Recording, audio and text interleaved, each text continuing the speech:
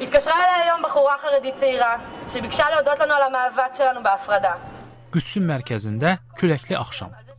Fəallar qadınların və kişilərin avtobuslarda, ayrı-ayrı oturacaqlarda şəhərin ultra-ortodoks Yəhudi məhəlləsində gedişinə qarşı nümayişlərə hazırlaşırlar. Bu dəfə qadınlar avtobusda arxa oturacaqlar əvəzinə qaydaya zidd olaraq qabaq oturacaqlarda əyləşiblər.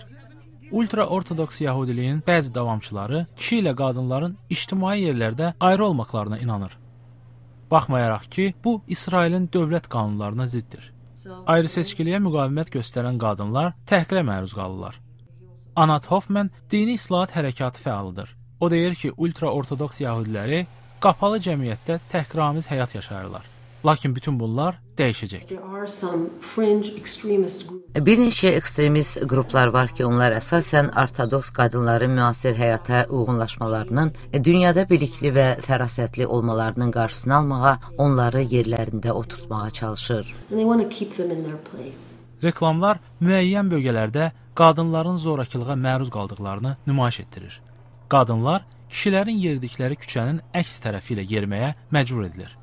Bu yaxınlarda 11 yaşlı məktəbli qız televiziyada zorakılığa məruz qaldığından şikayət edib.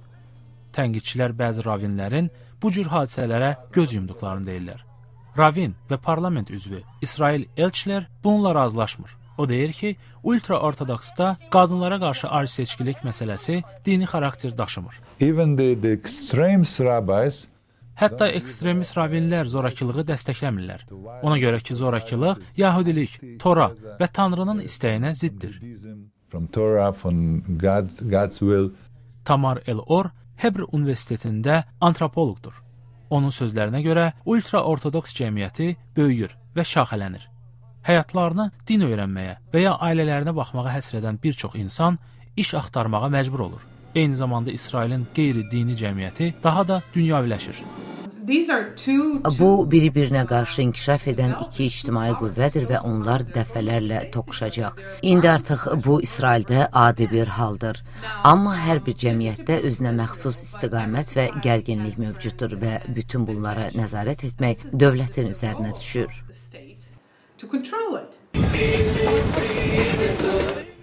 El-Or deyir ki, ölkədə ayrı seçkiliyə qarşı qanunlar gücləndirilməlidir.